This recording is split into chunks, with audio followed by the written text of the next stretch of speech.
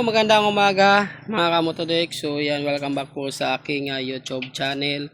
So unang-una sa lahat, maraming salamat sa inyong lahat sa patuloy na sumusuporta dito sa aking YouTube channel. So ngayon mga kamotodek, sa video ito, ang isi-share ko sa inyo sa mga hindi pa marunong at hindi pa nakakaalam kung paano mag-check ng rectifier or regulator ng full wave charging kung sira na or gumagana pa.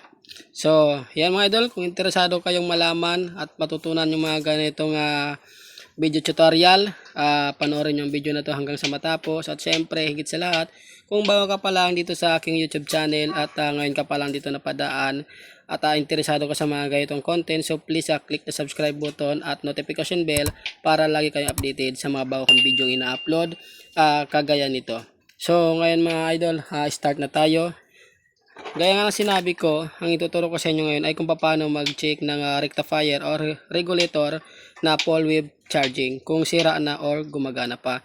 So ang nandito sa harapan natin ngayon, yung hawak-hawak ko na regulator ay pang Rossi TC1252 or Rossi TC150. So ito mga ganitong rectifier, 5 wires din to mga idol, pero mayroon tayong rectifier or regulator na full wave charging na 5 wire din, pero yung isang wire ay color itim.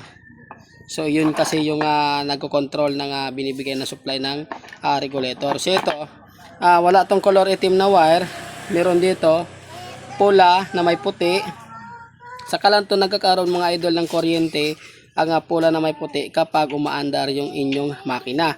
So sa mga ganitong regulator mga idol.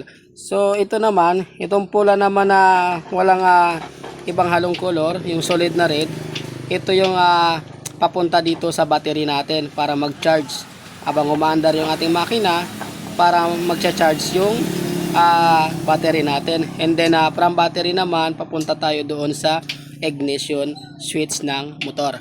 So ngayon mga idol, meron dito itong dalawa, dilaw at saka pink. So meron tayong regulator na may encounter na minsan parehas yung color niya, dilaw parehas dilaw, minsan naman may puti pa yan. So ang nandito ay pink saka dilaw. So ito yung papunta sa light coil ng ating stator. So ito po yun mga idol, ito yung magbibigay ng supply papunta sa regulator para mag-charge yung ating mga battery. So ngayon meron tayo naman dito green. So yung green automatic mga idol ay yan po yung negative or ground ng ating rectifier. So ngayon simulan na natin sa pag-check kung paano malaman kung gumagana pa ang ating rectifier. So unang-una mga idol, gagamit tayo dito ng test light or valve testing, no? So gagawa na lang kayo ng tester. Kung wala kayong tester, gumawa na lang kayo yung mga bombilya nyo sa motor nyo, sa mga signal light nyo. So pwede nyo munang baklasin para lang magamit nyo sa pag-check ng inyong rectifier. So siyempre unang-una mga idol, ayan ganito gagawin natin. Kung makikita nyo itong dalawa na to, ayan, itong pink sa kadilaw, kabit natin to dito isa. So walang problema kahit alin dito sa dalawa. Kabit natin yung isa sa negative. So ayan, iipit ko na lang to dito sa aking clamp ng aking tester. So iipit ko muna to idol.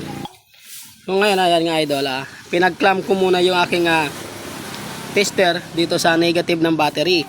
Ganon din yung isang wire na manggagaling dito sa rectifier, yung color pink. So yan ang nilagay ko. Pwede rin naman yung dilaw, ilagay mo dyan. Okay lang sa dalawa kahit magkabaliktad.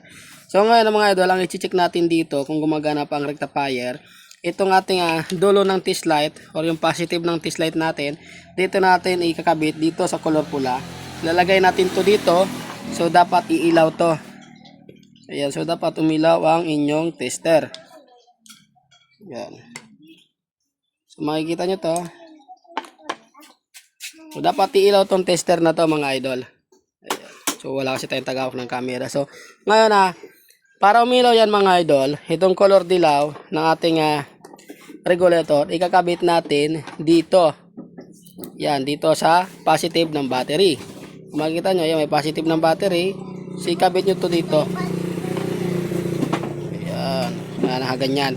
So ngayon, subukan na natin mga idol. So dapat iilaw yung ating test light. Ito. Dikit natin to dito. Ayan, dikit natin. Ayan, so umiilaw, di ba? Ayan, umiilaw. So, ibig sabihin mga idol, goods tong ating rectifier. So, ito, mayroon din tong ilaw, mayroon din tong kuryente. Ito nga pula na may puti. Dahil positive din yan, output galing sa ating regulator. Saka lang yan nagkakaroon mga idol ng kuryente kapag umaandar yung ating makina.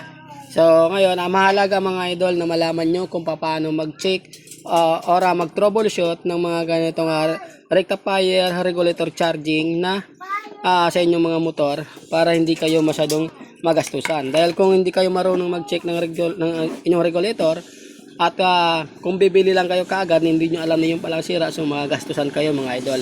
So sana may natutunan kayo sa video na to, at kung meron man, maraming salamat po sa inyong panonood. Sa mga hindi pa po nakapag-subscribe, please click po ng subscribe button sa baba lang po ng video na to. Marami pong salamat.